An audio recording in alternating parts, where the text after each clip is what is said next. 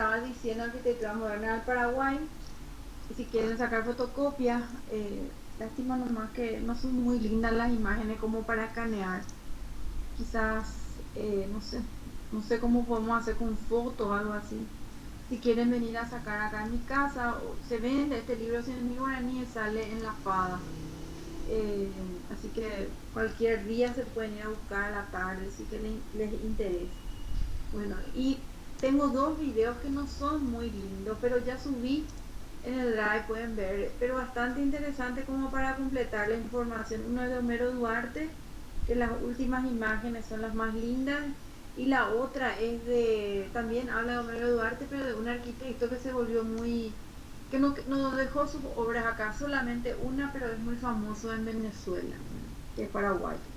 Bueno, entonces vamos a trabajar hoy con arquitectura moderna, terminando lo de moderna en Latinoamérica, y nos vamos a la de arquitectura moderna en Paraguay.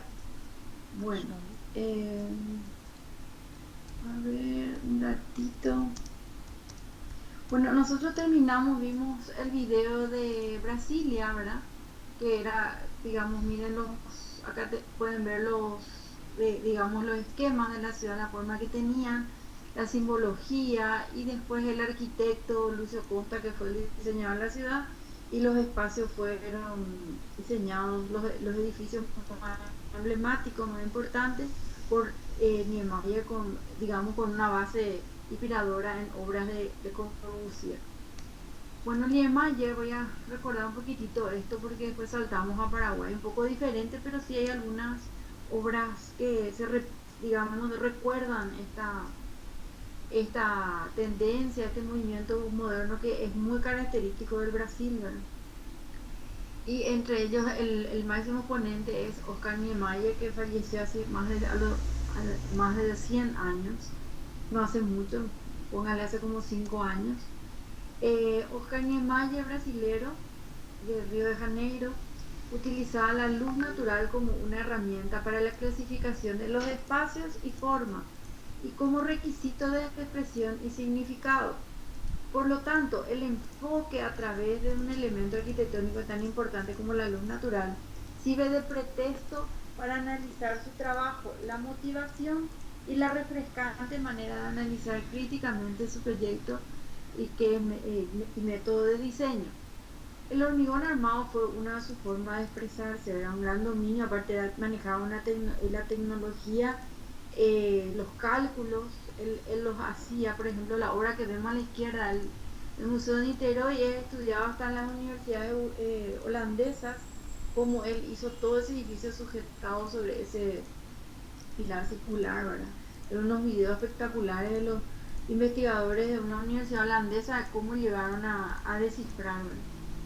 Entonces el hormigón armado fue parte de la esencia del trabajo de Niemeyer, descubriendo en el material de construcción un mundo de posibilidades prácticas y constructivas hasta entonces desconocidas. Junto al material, su obra y diseño mostraban siempre la pasión por las curvas, un aspecto que definía como clave, dejando de lado los ángulos rectos. No es el ángulo recto lo que me atrae, decía, ni la línea recta, dura e inflexible creada por el hombre. Lo que me atrae es la curva libre y sensual, la curva que encuentro en las montañas, en el curso de los ríos, en las olas del mar, en el cuerpo de la mujer. De curvas se hizo todo el universo. O sea, ahí vemos justamente tres modelos de curvas en su ejemplo de obra. Después también él hizo, y con Le Corbusier participó en el diseño del edificio de la sede de las Naciones Unidas en Nueva York, en la elaboración del proyecto del edificio principal, que fue en 1952. Después también hay este museo, es en España, creo que es en Valencia, y hay unos videos que voy a dejar en el mail, en el drive, ¿verdad? Que ustedes pueden descargar. Es de hace mucho, no sé si todavía está libre esos videos para ver, ¿verdad? Bueno, la luz, a ver un poco, no sé, sobre el edificio. Una adecuada iluminación natural ya no es un propósito a cumplir por el proyectista, es una obligación, y eso lo sabía muy bien el arquitecto Niemeyer, quien utilizaba la luz natural en el interior no solo como un medio de ahorro de mejora de la salud del ocupante o habitabilidad en el espacio, sino amplificaba su valor a una herramienta para la clasificación de los espacios y de la forma, como requisito de expresión y significado. Por lo que podemos considerar que la luz tiene más importancia en la arquitectura de la que la mayoría nos pensamos, la percepción y eficiencia unidos de la mano pueden ser el perfecto aliado para una arquitectura coherente y sostenible con una luz natural que reivindique su estatus. Vemos, vemos por ejemplo este edificio del Museo de Niterói, cómo accede la luz, ¿verdad? Ya sea por arriba, por el techo cenital, como también por los costados de una forma inclinada, como para ver más cerca, digamos, lo que es la bahía de Niterói, porque la construcción está sobre el mar. Cuando la luz diseña la arquitectura, dice, el concepto de iluminación arquitectónica como espacio moderado por la luz. La iluminación natural en su edificio es uno de los factores ambientales que más condicionan al diseño arquitectónico y constructivo. El proyecto de iluminación en arquitectura debe ser un recurso que hay que gestionar de forma coherente. Este arquitecto, que falleció en 2012, fue uno de los más grandes arquitectos del siglo XX. En sus proyectos la luz era de fundamental importancia hasta el punto de ser considerada como herramienta importantísima para clasificar los espacios. Para comprender esta característica debemos recordar que Niemeyer fue colaborador de Le Corbusier, tuvo mucha influencia en él, ¿verdad? Por lo que conoció de cerca su concepto, convirtiéndose en seguidor y promotor de su maestro. En este sentido, la luz es un elemento que guía el proyecto arquitectónico, ya sea definiendo aspectos constructivos o atendiendo los problemas específicos de iluminación, como la creación de efectos de bóveda celeste. La influencia de maestros franceses, para quienes la luz reveladora de formas es reformulada por Niemeyer para lograr soluciones de alto contraste, por lo que no se trata ya de un claroscuro evidenciado por un volumen que recibe luz, sino de poner de relieve el volumen respecto de su contexto, es decir, de la clara determinación de la relación figura y fondo. En su proyecto, no sé cómo quito esto, ahí. Niemeyer cuidó meticulosamente el diseño plástico de sus obras y nuevamente la luz fue fundamental para sus resultados. El interior de su edificio buscó la utilización de la luz natural con un tratamiento que la hace irregular, heterogénea, creando zonas de iluminación diferenciada. Con ello, Niemeyer manifiesta una postura divergente respecto al racionalismo, que busca la distribución uniforme y homogénea de la luz blanca, considerada la luz universal. También en relación con la plástica de su forma, los proyectos de Niemeyer presentan desarrollo de tipo aerodinámico, donde la transparencia, la liviandad y la falta de apoyo sobre el suelo son ilusiones logradas en gran medida por el tratamiento de la luz natural, cuyo objetivo final fue dar movimiento y contrarrestar peso a la monumentalidad del edificio. Muchos de esos modelos de concepciones vimos recién, ¿verdad? El Museo de Niterói y el otro que le mostré en España. También él construyó en el extranjero, eso es muy importante citar. Respecto a los exteriores, la fachada está dispuesta de modo que el sol no incida frontalmente, con lo cual se logran altos contrastes de luces y sombras que dan gran expresividad a los volúmenes netos. En este sentido juega también con la luz reflejada por un plano sobre el otro y el efecto de profundidad y perspectiva logrado por las diferencias de iluminación. Los ejemplos de cómo la luz es considerada una aliada inseparable en su arquitectura. La relación luz-oscuridad en el Memorial Juan Kubitschek, Joseph Kubitschek, los balcones sombreados en los palacios de Brasilia, el cono de luz que se materializa en la Catedral de Brasilia y en la mezquita de Argel, en Argelia, la superficie reflejante del casino de Pampula en Río, la luz entrante por pequeñas aberturas que enfatizan la masa de la iglesia ortodoxa de Brasilia, la luz dramática de la capilla de Pampulha y la luz universal en los edificios del Parque Ibirapuera. Vemos así que la luz define siempre la intencionalidad de su proyecto arquitectónico, lograr que el hombre acceda a una nueva experiencia del espacio y del entorno que genera sensaciones agradables y placenteras. Bueno, en esa parte de la conclusión En sus inicios, la arquitectura latinoamericana fue sometida a modelos de diseño que le hacían fracasar. A través de estudios realizados por emprendedores arquitectos se dio una transformación radical en lo que respecta a la arquitectura. Las etapas de evolución permitieron conocer a fondo los pros y los contras que surgían en Latinoamérica y que enfrentaba al modernizarse. Fue gracias a los errores que se supone que necesitábamos tener para lograr una correcta práctica de la arquitectura moderna y también contemporánea que es la que estamos viviendo.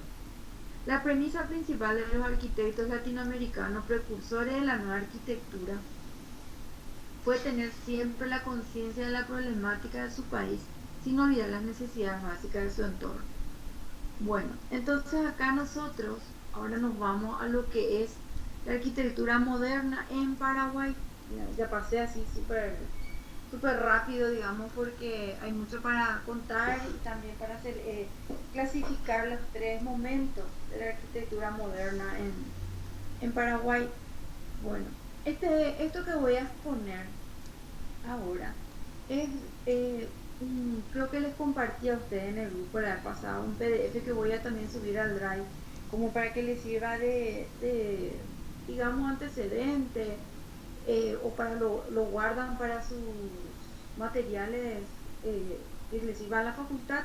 Es una investigación o una ponencia del arquitecto Carlos Zárate que hizo para el Congreso Arquisur sobre lo que es arquitectura moderna en Paraguay y algunos detalles sobre arquitectos en específico que él cita en este trabajo, ¿verdad? Y después vamos a ver algunas obras de arquitectura, moderna en Paraguay, pero hecha por dos arquitectos extranjeros, brasileros. Y por último, los videos y comentar un poquito lo que dice el libro. O sea que hago digamos, una síntesis de lo que vamos a hacer hoy que creo. Y si quieren hacer algún comentario, les parece interesante este orden y quizás alguien de ustedes quiera investigar sobre ellos, buscar un poquitito, moverse en el tema de tratar de obtener toda esa información para la semana que viene, porque, no quiero que lo hagan a última hora y que lo vayan organizando así como hicimos la vez pasada, que fue muy bien. Bueno, ¿de qué manera? O sea, el modernismo en Paraguay llega un poco atrasado, ¿verdad? En el sentido de que, depende mucho de no había facultad de arquitectura, los arquitectos paraguayos tuvieron los estudiantes de Paraguay tenían una beca, como un convenio, en la cual los paraguayos que querían estudiar en el extranjero eran financiados por el Estado, y la facultad de arquitectura donde más paraguayos se iban a estudiar era la del Uruguay, y fueron becados, ¿verdad?, por el Ministerio de Obras Públicas. Al volver, ellos, trabajaron en muchas obras, importantes del Estado, y uno de ellos, uno el que es más famoso, digamos, a nivel, sudamericano, se quedó en un tiempo en Uruguay y después ya pasó a Venezuela y ahí tuvo una destacada labor, ¿verdad? Bueno, voy a ir comentando eso de a poco, pero, hacer un poquito una anticipación de lo que voy a hablar, ¿verdad? ¿De qué manera, dice, se manifestaron las primeras actitudes que posibilitaron el desarrollo de la modernidad arquitectónica en el Paraguay, ¿verdad? O sea, cuando esto que estaba pasando era un tiempo un poco después de lo que estaba sucediendo en el Brasil, teníamos también una influencia muy grande. Y después también coincidía con la estabilidad política, porque acuérdense que Paraguay estaba pasando por muchas, revoluciones. Tuvimos la revolución del 47, muchos, presidentes en un año, caían, tuvimos la guerra del Chaco, ¿verdad? Entonces todo eso del país tuvo que, recuperarse de eso y después también mejorar después de la guerra el tema de digamos, la continuidad política, la estabilidad política. Y, digamos que la estabilidad, se inicia con el gobierno de Stroessner. Al comienzo fue un gobierno, digamos, él era militar y como hubieron muchas revoluciones y mucha inestabilidad política, él fue, votado, o no sé cómo que se dice, seleccionado a que sea presidente por su trabajo en la guerra del Chaco, no sé, por alguna cuestión que estaba relacionada también ya por por el Partido Colorado, ¿verdad? Luego, pero eso no pasaba en Brasil y también no era el mismo pensamiento de lo que sucedía en Paraguay. Entonces Argentina, Uruguay estaban más, digamos, con un pensamiento más, bueno, eran países un poco más desarrollados que el nuestro. Brasil estaba con toda la arquitectura que vimos recién, desarrollándose, preocupado por el avance en su territorio, empujando, digamos, todo un desarrollo del país hacia el centro de Brasil, con el desarrollo de la ciudad de Brasilia. Y bueno, el Paraguay empezaba, ¿verdad? Entonces, como siempre, nosotros mirando a los países más desarrollados que están próximos a nosotros, era un ejemplo. Entonces se llama a un concurso, algunas obras en Paraguay y los concursos, como no habían arquitectos, se contrataban arquitectos extranjeros, ¿verdad? Entonces, esta fue una de las características al comienzo, pero también todos juntos se presentan. Los estudiantes paraguayos que fueron a Uruguay vuelven, los extranjeros que se presentan para los concursos, y después también se funda unos años después la Facultad de Arquitectura y los egresados empiezan a trabajar en el país. Bueno, entonces, autores, por eso que estoy diciendo las primeras actitudes que posibilitaron el desarrollo de modernidad arquitectónica en el Paraguay. Autores como Joseph Montaner y Fernando Díez, por citar algunos teóricos contemporáneos, coinciden en señalar que la modernidad arquitectónica presenta por un lado obras paradigmáticas y por el otro obras que sirven para consolidar aquellas propuestas. A los primeros la denominan arquitecturas originales o de proposición y a la segunda arquitecturas de reproducción o simplemente de producción. Esta manera de interpretar el desarrollo arquitectónico tiene su origen en las propuestas teóricas de autores europeos y norteamericanos a mediados de la década de 1960 y están a su vez basadas en las propuestas de semiología de Ferdinand de Saussure, que entendía la dinámica evolutiva del lenguaje como una dialéctica entre lo acumulado, la lengua y la inserción en las palabras. La pregunta al por qué los ejemplos de arquitectura moderna existentes en el Paraguay no integran todo lo que los antecedentes de Latinoamérica no son analizados, se responde rápidamente con el antecedente de la escasa promoción local, o sea, muy poca promoción hemos tenido, que ha tenido este tema de la arquitectura moderna y también muy pocas veces fue abordado. Justamente les comenté al inicio que me pasé buscando videos, me pasé buscando datos como para que sea algo así rápido que yo le pueda mostrar en 1 o 2 minutos y no lo hay. O sea, lo que hay son algo así muy rápido y poco investigado, más bien con gente, digamos, como esos amateurs que les gusta ver y filmar desde sus celulares. Hasta ahí llegué, ¿verdad? Encontrando en internet, pero después a nivel universidad o gente que está estudiando de otros países, no lo hay. En cuanto a instituciones extranjeras que investigan en la arquitectura moderna, sí, ellos están interesados, justamente eso está en el libro. Este libro fue financiado por uno de ellos que se llama, es un grupo que se llama Doc Momo, que depende de la UNESCO de París. Y ellos, con todo ese legajo que tienen de Le Corbusier y otros de la Bauhaus, están investigando las expresiones arquitectónicas de esa época en diferentes países del mundo. Entonces, por eso también es tan valioso esto y lo que dice en este libro que es un inicio y que van a ir encontrando más ejemplos y más investigación.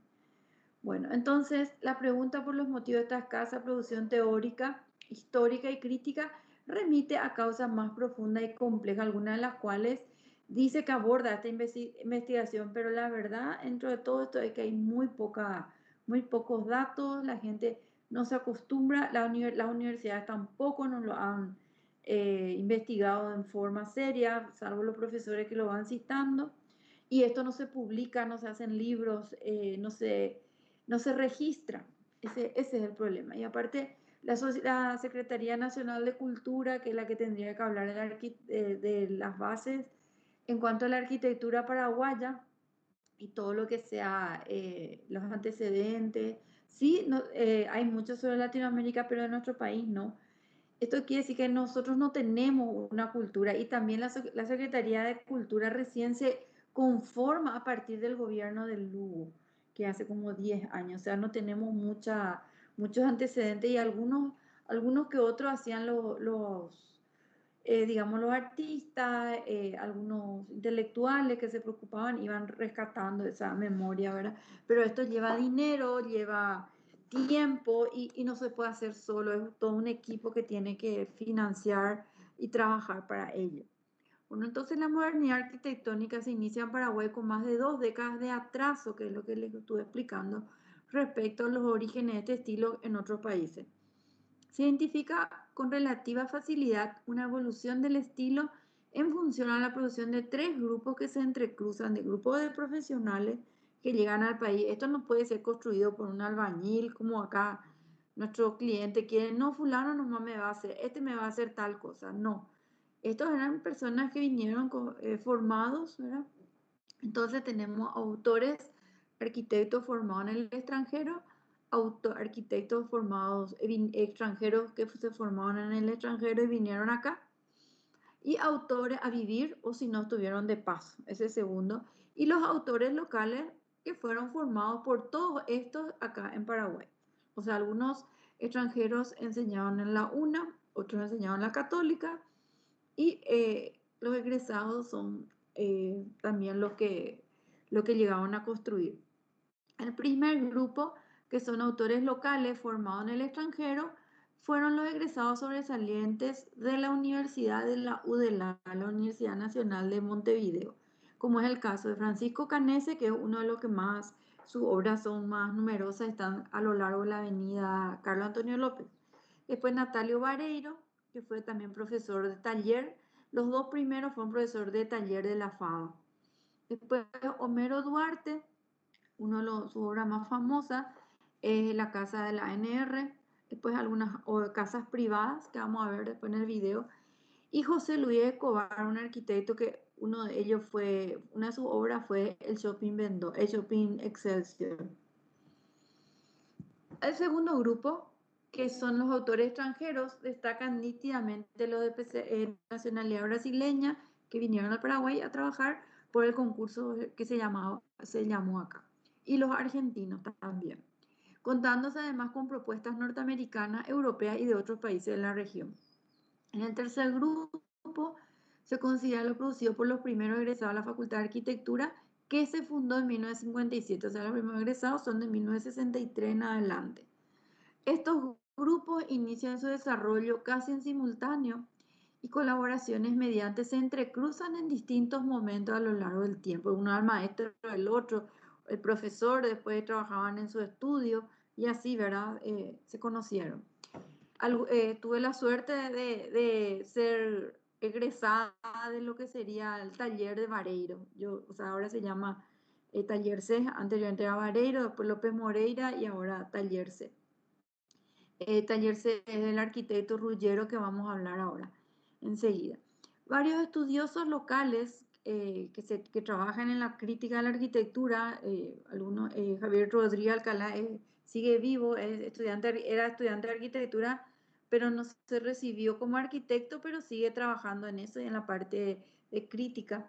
Y el arquitecto colombino, que ya está fallecido, uno de los fundadores del Museo del Barro, han centrado parte de sus esfuerzos reflexivos en vincular la producción moderna en Paraguay a las características y variaciones del contexto político y económico local. En sus propuestas se identifican 2 grandes etapas del desarrollo de la modernidad arquitectónica en el país. Una fundacional que transcurre entre el inicio de 1940 hasta 1950 y otra de consolidación que inicia en 1950 y se extiende hasta la década de 1970.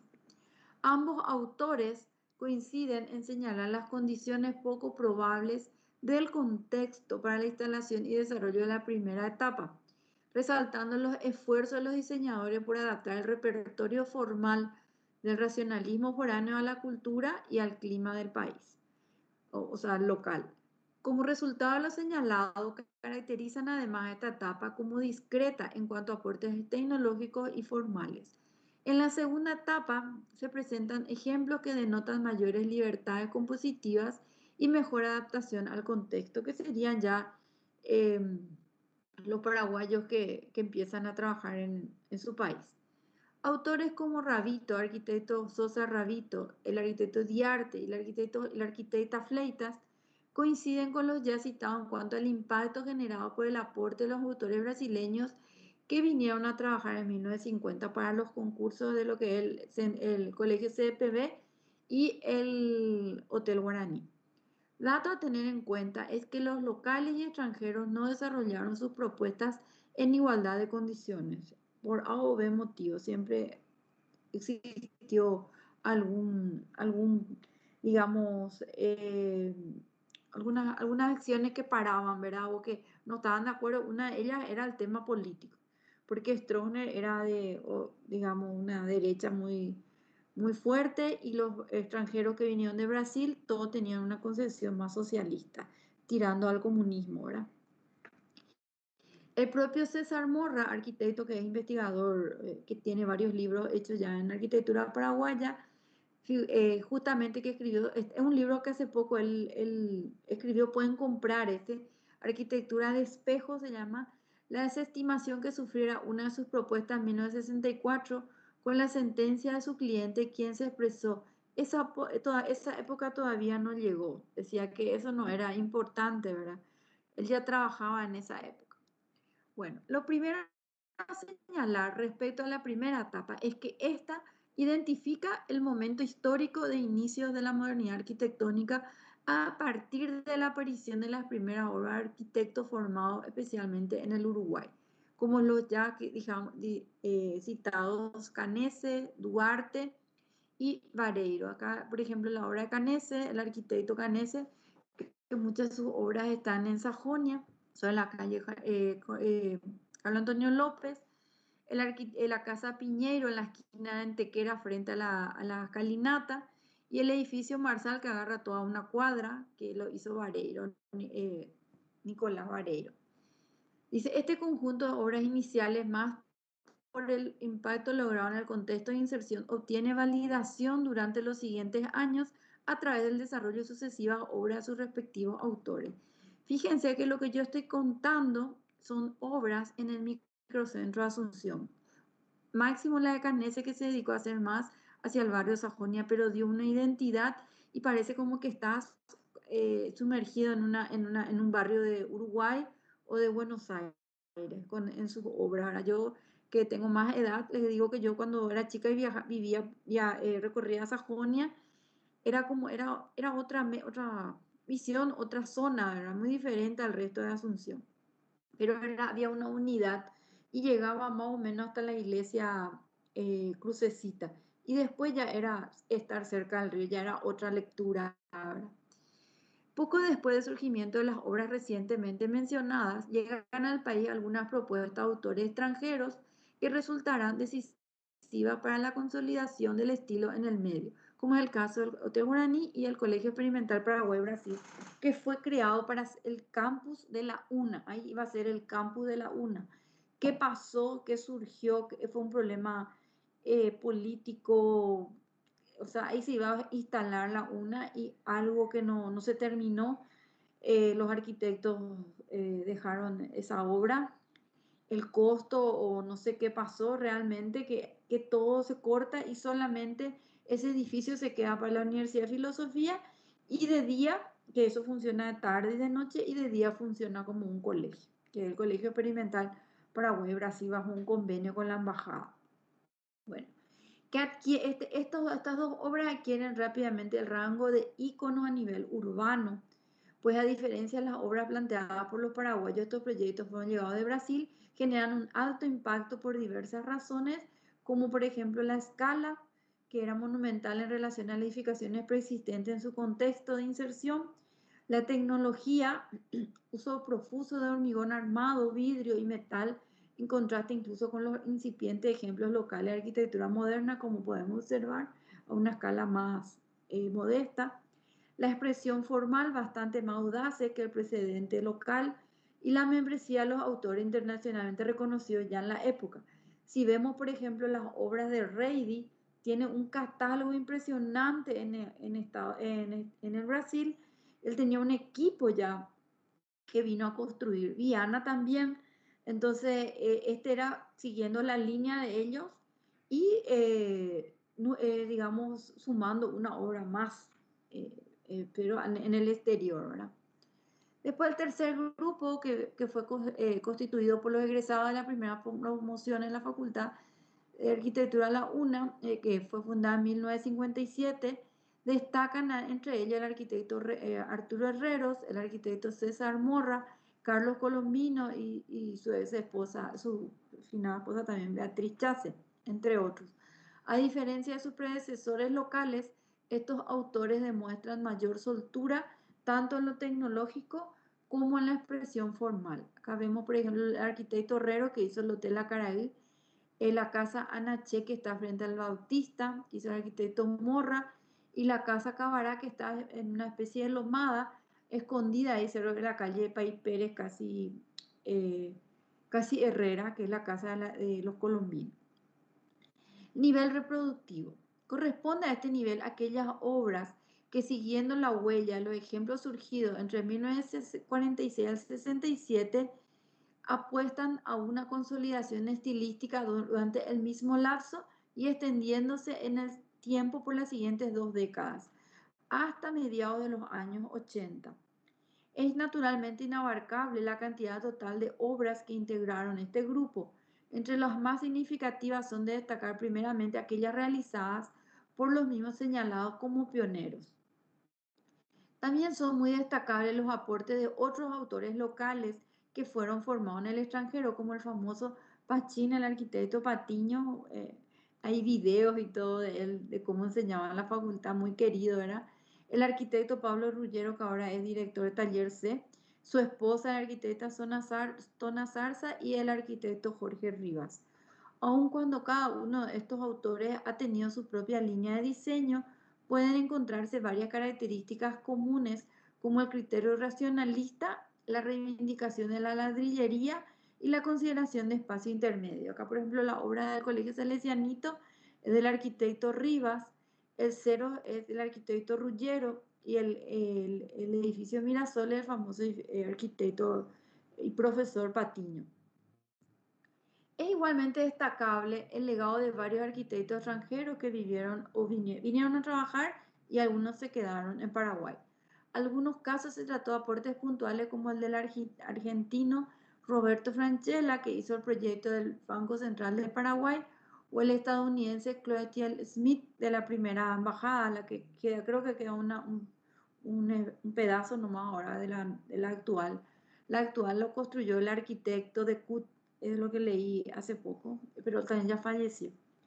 En otros casos, profesionales que se radicaron en el país, donde desarrollaron buena parte de su obra, tal es el caso del arquitecto Fernando Saturnino de Brito, que tiene construidas muchas casas en Asunción, quien llegó al Paraguay en el marco de la materialización, o sea, la construcción del edificio del Hotel Guaraní y el del Experimental Paraguay-Brasil. Y a partir de entonces desarrolló una importante cantidad de obras y vinculándose también en la enseñanza en la Facultad de Arquitectura UNA. Después también, en mi época me lo recuerdo, se comentaba mucho el aporte del arquitecto Pablo Capelletti, quien llegó para construir la ejecución del edificio del Banco Central y además de desarrollar proyectos, también se vinculó en la enseñanza en la Universidad Católica. En todos los casos mencionados, es digno resaltar que sus propuestas arquitectónicas siempre evidenciaban la consideración de las condicionantes contextuales, en especial al tipo tecnológico, sistemas estructurales y cerramientos simples, locales, de rápida ejecución, y también la preocupación por las soluciones bioclimáticas. En el caso, justamente, la Embajada de Estados Unidos, un ejemplo, incluyendo filtros solares, espacio intermedio y sobretechos. Es también dato a resaltar la preferencia por líneas de diseño racionalistas muy esquemáticas, basadas no pocas veces en la consideración de un volumen prismático único. El caso de la Casa 1, que es del arquitecto Brito en 1960, se puede observar acá. Después tenemos la Embajada de los Estados Unidos, que es el arquitecto Smith, y la obra del arquitecto argentino Franchella, pero los jardines eran se creen que es de Burle Marx, que no está muy registrado, pero sí es una de la relación que se hizo con él. Del mismo modo, entre los integrantes de las primeras promociones en la Facultad de la UNA resalta en primer lugar el arquitecto Pindú, que aunque él no se recibió, sí nos entregó su tesis de tanto trabajo que tenía, quedó pendiente y sus obras son un ejemplo, incluso sus trabajos de la facultad quedaron guardados, los profesores lo tienen como parte de un museo. Así que ya de joven él tenía esa tendencia de artista, ¿verdad? Como pintor, dibujante y después como arquitecto. Después el famoso profesor de historia, el arquitecto Orkard Solís, que digamos que nos dio a todos los que enseñamos historia, que nos sirvió de mentor, ¿verdad? Es nuestro mentor, pero no jamás vamos a llegar a su nivel, porque él viajaba con los alumnos a cualquier parte del mundo. Carlos Peirat y el arquitecto Silvio Felizángel. Característica común en estos autores, las exploraciones formales y hasta cierto punto también tecnológicos, que sin abandonar del todo los criterios racionalistas permitieron interesantes aproximaciones al organicismo, como podemos ver, por ejemplo, en la arquitectura de María Auxiliadora, y también en algunas de Pindú. Un cuarto grupo bien puede conformarse con aportes cuya característica principal es la experimentación estructural, formal y tecnológica. En este grupo cabe justamente la obra de algunos ingenieros que vivieron acá, uno local y dos extranjeros. Destaca nítidamente por su vasta y notable obra y que sigue enseñando y es súper modesto y súper accesible el ingeniero Luis Fernando Meyer.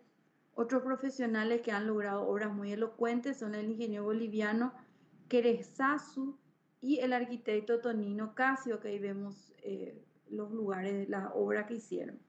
Los primeros dos citados trabajaron preferentemente en el hormigón armado, mientras el tercero desarrolló un interesante proyecto con materiales orgánicos que se llamó el Restaurant Mangoré en Lambaré. La aún hasta hoy escasa sistematización de datos referentes a la producción arquitectónica moderna en el país provoca justamente enormes vacíos de información entre un dato y otro, además de información que no es completa, no es tan fiable, ¿verdad? Porque no se han juntado esos datos.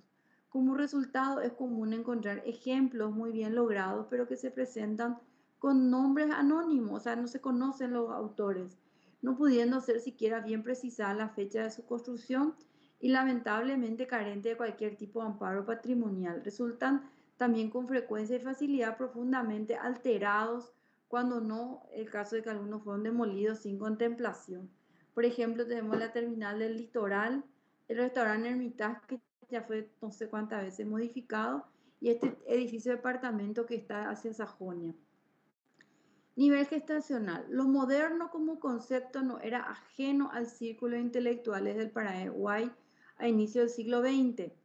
Esto puede verificarse especialmente en testimonios escritos, de los cuales el más explícito es el Paraguay moderno, que se escribió en 1915.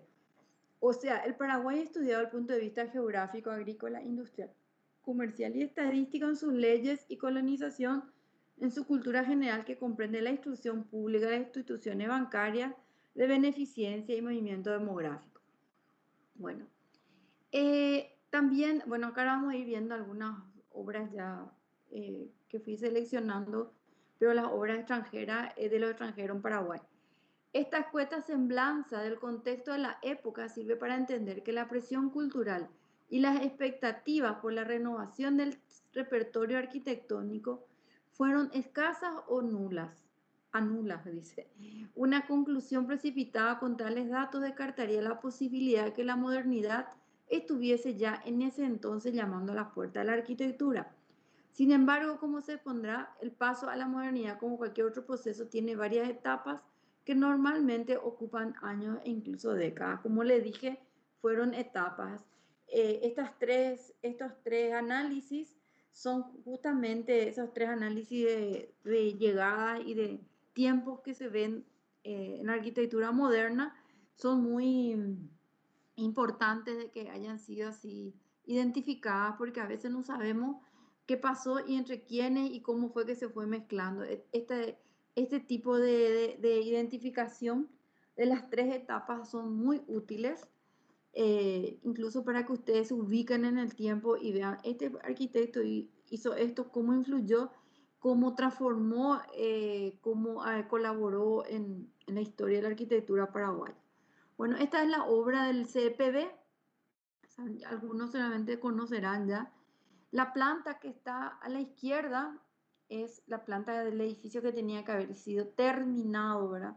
Incluso hasta tenía un proyecto de piscina, de un auditorio, que eso no se llegó a construir, porque les dije que hubo un problema político, ¿verdad? Ellos estaban avanzando, se hizo todo, la parte más compleja, la más complicada en cuanto a los desniveles, las construcciones más técnicas se hicieron, pero la otra que al interior se abandonó, ¿verdad?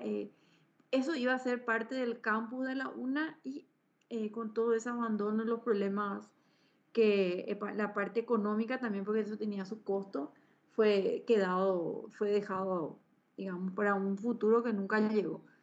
Bueno, espacios tenían la relación de los espacios abiertos, integración, el juego de volúmenes, el juego de sombras, el uso de material hormigón armado, vidrio, la vista al río Paraguay, y sobre todo lo que es la modulación, el uso de los materiales de cerramiento y los brisoleitos, esa estructura que tiene en cuanto a la fachada, para que el sol, el estudio bioclimático que generó todo un interés muy importante para la época, porque era algo así súper moderno. Lo único que era un lugar un poco aislado, no había buenas calles, tampoco hasta ahora lo hay, están empedradas algunas, que otra está asfaltada. Últimamente es un barrio bastante venido abajo porque hay un barrio como una especie de favela ahí cerca que está generando muchos problemas al lugar. Entonces la gente entra dentro del edificio que ahora funciona como la Universidad de Filosofía UNA y de mañana como colegio experimental. Bueno, acá están los detalles. Todo esto, el primer trabajo que cito para que sepan que no es que soy yo la que hice esto. El trabajo, yo solamente estoy recopilando para mostrarle a ustedes y que ustedes sepan lo que pasó acá en Paraguay.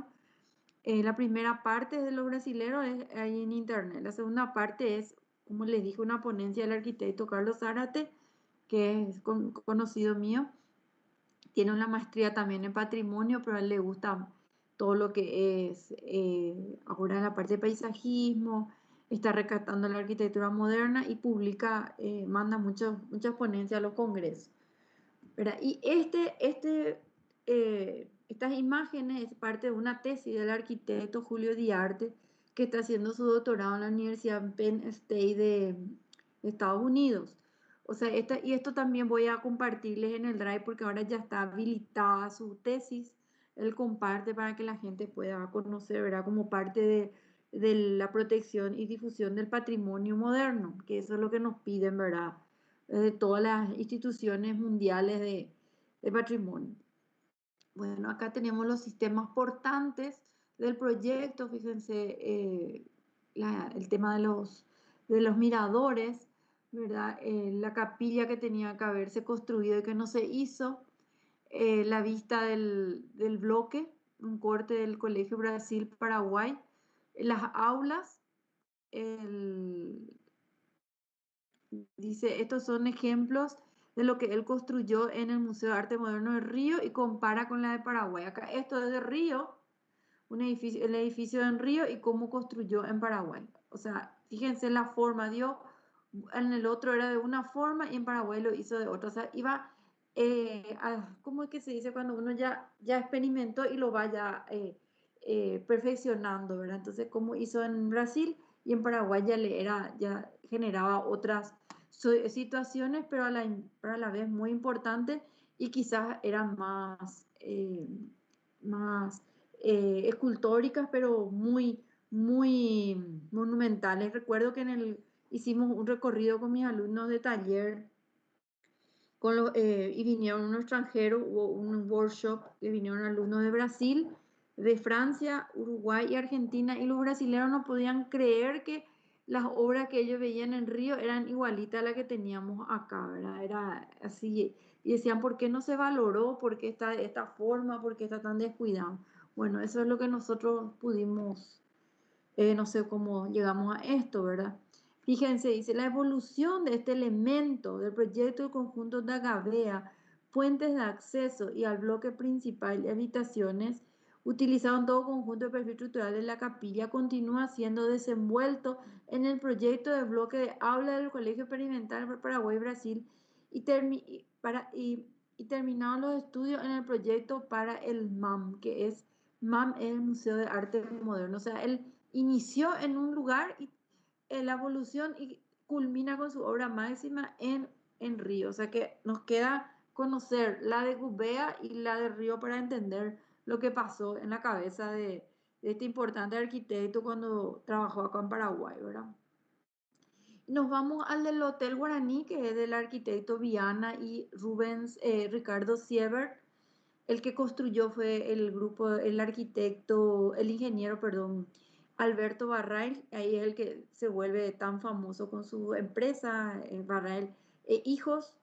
Eh, o sea, ha recibido, creo que el ingeniero Barrail estudió en Paraguay, pero sí su experiencia lo ganó en esta construcción, ¿verdad? El Hotel Guaraní, también como el otro, fue parte de un concurso. Ellos se presentaron y ganaron los brasileros. Algunos dicen que hay influencia de Le Corbusier, pero todo eso se tenía que tapar en ese momento por el tema de los gobernantes de Paraguay que no iban a permitir, ¿verdad? Pero si miramos, vemos los 5 puntos de Le Corbusier que están presentes en estos espacios. Bueno, voy a citar un poco, voy a leer y después vamos a hablar de cómo identificamos la línea de la arquitectura moderna de Europa, iniciada con Le Corbusier acá en este edificio. En 1957, el Instituto de Previsión Social llama a un concurso internacional para la creación de edificios que pueda convertirse en ícono de la ciudad. De los 28 proyectos presentados, lastimosamente no hay ninguno para ver. Se tiraron seguramente, que tenía que haberse guardado. Presentado por estudios de diferentes puntos del globo, fue elegido el de los arquitectos brasileños Adolfo Rubio Morales, Ricardo Siever y Rubens Viana. Fíjense, estaba construido en la planta de una manzana, o sea, como una manzana libre. Tiene una pendiente, pasaba un arroyo a los costados, que hasta ahora sigue estando, fue entubado. Esa es una de las obras de ingeniería más grandes que se hizo en Asunción. Si no lo hacían, ese edificio no se podía construir. Incluso hasta ahora genera problemas para el edificio porque hay mucha humedad y tienen que tener bombas constantemente para sacar el agua que toca, que pasa al costado del edificio. Una de las características es que podemos observar la forma triangular que mira a todos los lados de la plaza, se integra el resto con la altura, se respeta la modulación y vemos todos los 5 puntos, eso son las ventanas corridas, la plataforma, el techo, digamos la terraza, la planta libre, después los pilotes, y me falta uno que ya no recuerdo. Bueno, pero que sí es el tema de lo que es el ajardinado, ¿verdad?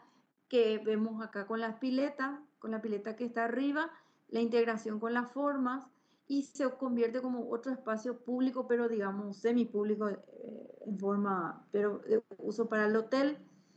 Los edificios tienen también un salón arriba, como un mirador, un restaurante, y abajo era un lugar para la parte de recreación. Y en la planta baja era todo lo que era recepción, salones, también restaurantes y espacio social, ¿verdad? En cuanto a lo que es, también en esta imagen, una imagen antigua, podemos ver que el otro edificio del Banco de Brasil, do Brasil también corresponde a este estilo de moderno en Paraguay, hecho por un arquitecto también brasilero. En cuanto a los materiales, podemos ver el tema de la doble altura, como un techo que como que se integra a la plaza, y el edificio del hotel está retrotraído como para mantener su independencia de lo que es el resto del paisaje, ¿verdad? Integrado a la planta baja, está totalmente mirando al paisaje, y ese paisaje es el paisaje urbano, los edificios antiguos de Asunción, el río, la vista, y justamente fue estudiada esa altura que tiene en relación a lo que es la altura de los otros edificios. La persona que se para al costado ve todo, tiene una visión integral de la ciudad. Bueno, este edificio fue construido finalmente en 1961 con estilo racionalista. Está ubicado en la Manzana Oliva y General Díaz. Y Nuestra Señora de la Asunción e Independencia Nacional tiene una superficie de 22.000 metros cuadrados con 13 pisos y 2 subsuelos. Entre ellos está el teatro, unos salones de convenciones que anteriormente estaban abiertos para toda la sociedad. Me acuerdo cuando yo era chica me iba al cine, había un cine, el cine guaraní, o sea, actividades a la tarde, a la noche.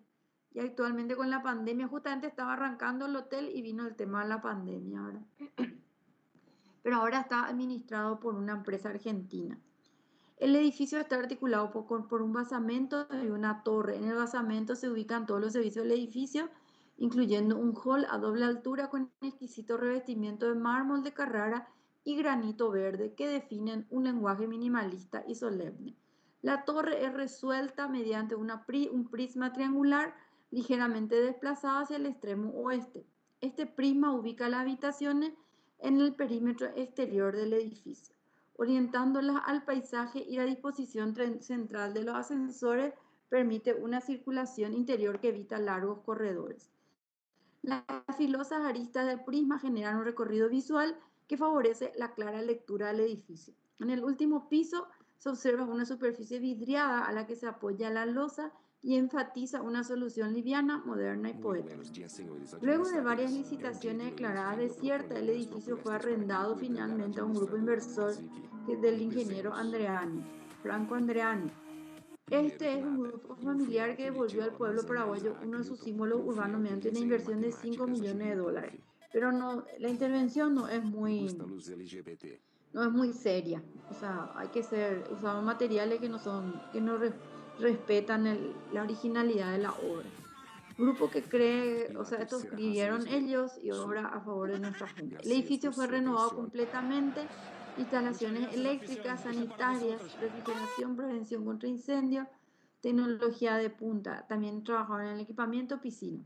A lo largo de su historia, este edificio albergó a líderes de Estado, celebridades y miles de turistas. El Hotel Guaraní es más que un símbolo, es un icono, representa el espíritu social de nuestro país, porque acuérdense, fue que bajo la inversión del Instituto de Previsión Social que se construyó.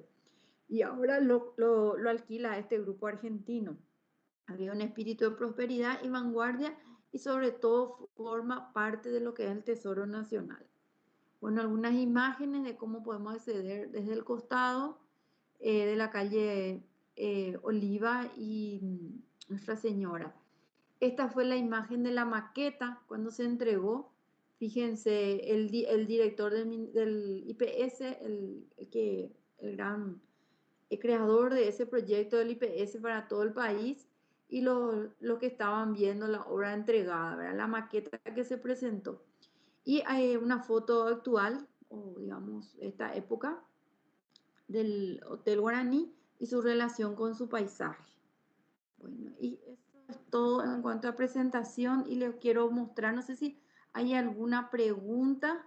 Voy a ir buscando el video, que no es muy, ya les digo, no es muy, eh, lastimosamente no es como los que yo les suelo mostrar, porque son caseros, ¿verdad? Hay gente que ha hecho como para colaborar. Vamos a ver, creo que es este. Bueno. Vamos a ver primero este. Voy a cortar porque parece que es algún pariente del arquitecto Homero Duarte que habló sobre cómo él se formó, estudió y después se fue a vivir al Uruguay. Voy a compartir. Homero Duarte Bueno, voy a nació en avanzar. Asunción el 28 de enero de 1911. Falleció en el año 2002. Realizó sus estudios primarios en la Escuela República Voy a Argentina correr. de Ingeniería de la Universidad Nacional de Asunción en el año cuando interrumpe sus áreas, hasta 1936, año en el que se traslada a Uruguay para continuar con sus estudios universitarios en la Escuela de Arquitectura de Montevideo. La Facultad de Arquitectura de la Universidad de la República Oriental del Uruguay sería en aquellos años una de las instituciones de mayor importancia para la difusión de las ideas avanzadas en arquitectura en el Cono Sur. El plantel de docente, especialmente el arquitecto Ramón Fresnedo, fue de gran importancia en su formación.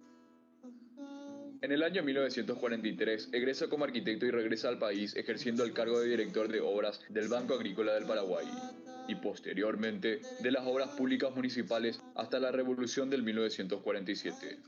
Propone la formación de la Asociación Paraguaya de Arquitectos, APAR.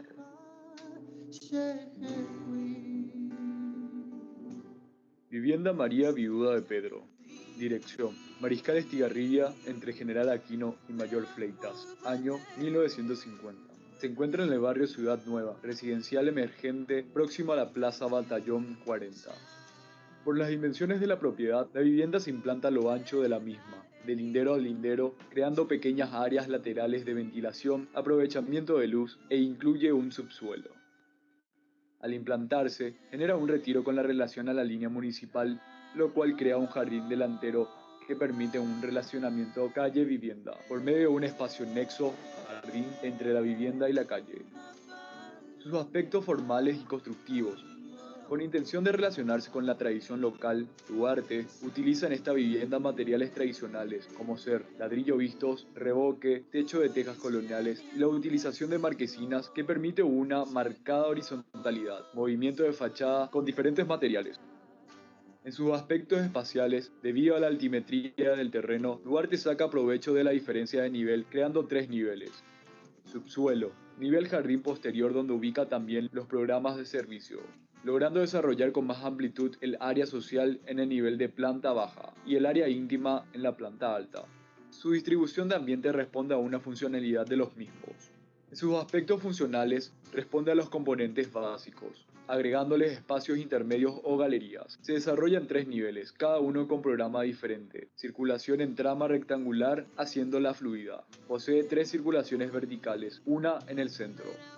Otras obras de Homero Duarte fueron Vivienda Fasardi y Vivienda Jiménez. Ambas viviendas con unas características de proyecto similar a la de Vivienda Pedro, pero esta última, Jiménez, con una influencia moderna mucho más marcada. Pero, ¿cuál es la diferencia entre modernismo y arquitectura moderna autóctona? El modernismo es una corriente de renovación artística de fines del siglo XIX que busca un lenguaje expresivo propio, se opone al eclecticismo historicista y es individual. Ellos son el Art Nouveau, el Art en Craft, el Art Deco y modernismo. Un poquitito. Arquitectura de moderno, reinterpretación de los usos, respeto a los valores, líneas y ángulos rectos, Bueno, y a la economía, y tiene una síntesis en los conceptos.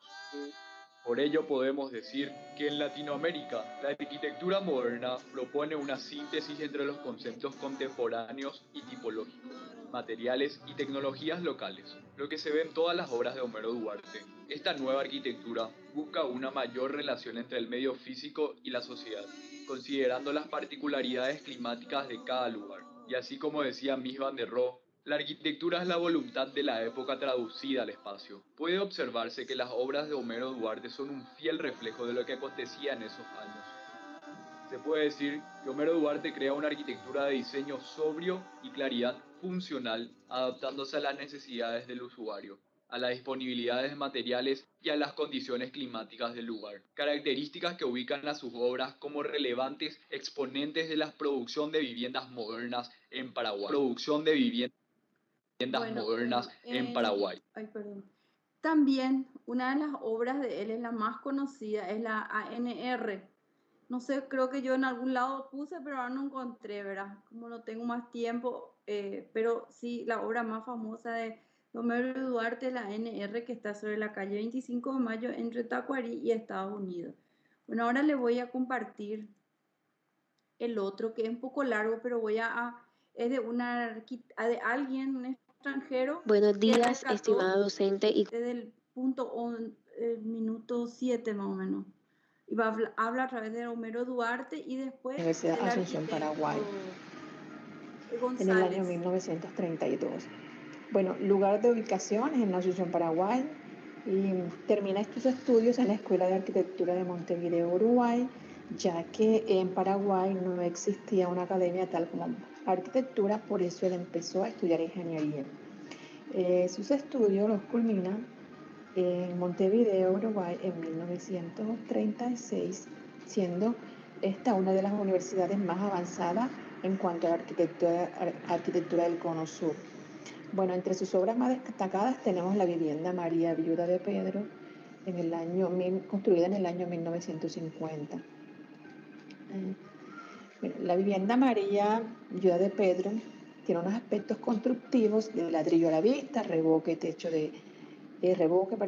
de tejas coloniales, marquesinas. Sus aspectos formales tienen una marcada horizontalidad, movimiento de fachada con diferentes materiales. La temporalidad de vida de este arquitecto es en el año 1911 hasta 1902, o sea que vivió 91 años. Y él trabajó como arquitecto hasta 1992, pero siguió incursionando en acotaciones e intervenciones singulares.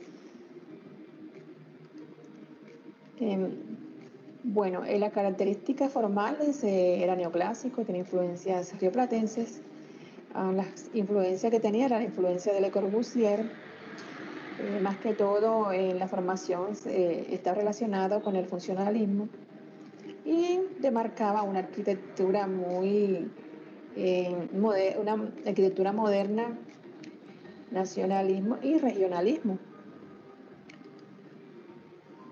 Bueno, los aspectos constructivos, ya olvidé que eran ladrillo, en techo de tejas coloniales y marquesinas. Bueno, esta fue una de las obras más representativas de este gran arquitecto paraguayo.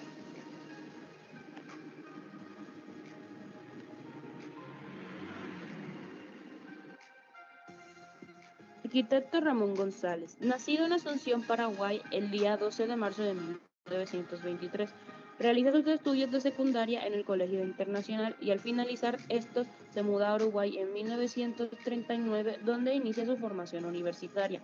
En el año 1945 recibe el título de arquitecto.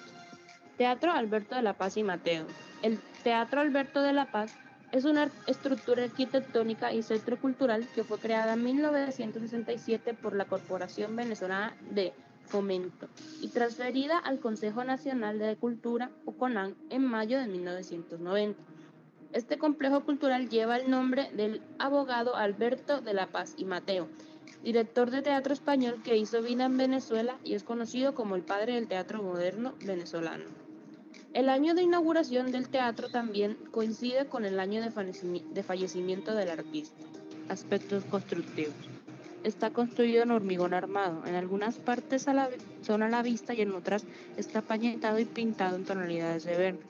El techo es una lámina de aluminio inclinada y la carpintería que se ve en puertas y ventanas es una carpintería metálica con ventanales de vidrio translúcido. Y en algunas partes estos vidrios son recubiertos por imágenes o póster de las obras del teatro. Aspectos formales. El edificio tiende a seguir una diagonal ascendente de derecha a izquierda. Debe evidenciar ya. Bueno,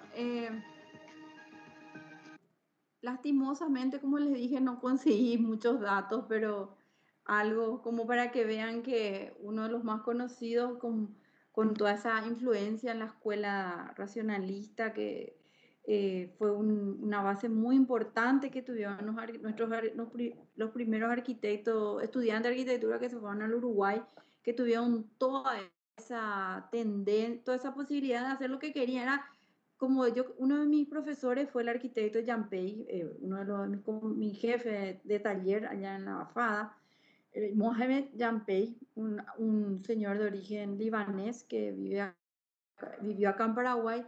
Él nos decía que él llegó del Uruguay y todo le ofrecían. Ellos no paraban, no existía internet, a mano trabajaban, su familia, su señora, su hijo, le ayudaban, ¿verdad?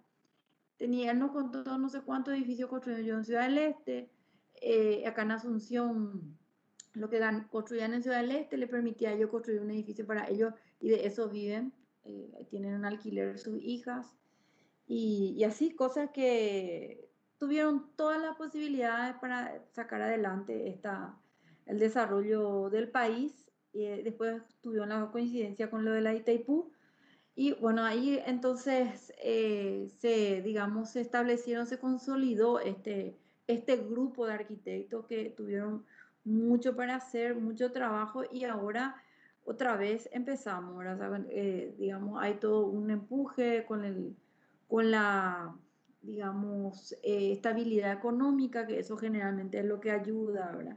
Y el tema de lo que es el ingreso de la actividad agroindustrial, agropecuaria, que Paraguay es justamente su base económica. Bueno, espero que haya sido un poco, ya sé que una clase rara, especial, porque como le dije, fui sacando datos de aquí y allá, porque como no es muy fácil, los datos no son muy científicos, voy extrayendo datos del diario ABC, de este que al otro y así. Entonces a ustedes les queda, quizás puedan comprar este libro, como les digo, les presto, o sacan fotocopia y me traen ese día, o si no, vean si encuentran algo que ustedes son capos en internet, como pueden, fíjense, conseguí una chica venezolana que hablaba de ese arquitecto González, Carlos González, que fue muy conocido, dice que era el mejor de su grupo. Y él no pensaba, al terminar en el Uruguay, él no pensaba volver a Paraguay. Vino para construirle, creo que a su mamá, una casa, que es la casa que está acá en el libro, y después ya partió, ¿verdad? Tenía otro, y se dedicó mucho, tenía un interés muy grande en la antropología. Investigaba la antropología a nivel de arquitectura, su influencia en la arquitectura, y enseñaba en la Universidad de Venezuela, o sea que es muy conocido, o sea, cuando se estudia arquitectura, los representantes de arquitectura en Venezuela, sale este señor Carlos González. Así que esas son una de las cosas que nos unen, nos hacen recordar que tenemos muchos paraguayos sobresaliendo en el extranjero, ¿verdad? Bueno, y eso es todo. Y como les dije, pueden elegir, voy a subir ya enseguida al grupo y al drive que yo tengo y ustedes pueden extraer todo lo que para decidir qué van a elegir, ¿verdad? También voy a poner el PDF del arquitecto Carlos Zárate, a ver si ustedes pueden sacar alguna obra interesante. Pueden también investigar sobre la obra del Banco Central, capaz que tenga datos, o la Embajada de la Argentina, que también es una obra de arquitectura eh, moderna, que lo hicieron arquitectos argentinos, ganaron un concurso para construir ese edificio. Así que hay datos como para presentar y como para ir investigando. Traten de ser variados y que no sea lo mismo de siempre, porque eso también mejora la calificación de ustedes. Bueno, y ahí la lista, perdón, antes que me olvide, que eso es muy importante porque hay mucha gente que no se presenta, entonces yo voy sumando. Bueno, a ver, poner los que están presentes ahora, Alejandro, te llamo, ya se pueden retirar. Andrea Baranda, no sé si hay alguna pregunta, algún comentario, si eran parientes, le conocían a alguien, conocen alguna de estas obras.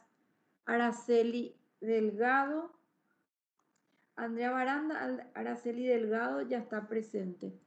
Cecilia Franco, ¿sí? ¿Qué tal? Andrea Benítez también estaba presente, se tuvo que desconectar recién nomás. Bueno, Gracias, profe. de nada. Todos recibieron sus notas, ¿verdad? Salvo lo que nos rindieron. no tuve ningún problema esta vez. Traté de hacer todo lo humanamente posible porque son muchos. Está Cecilia Franco, Andrea Benítez, Clarice Maidana, Diana Ann,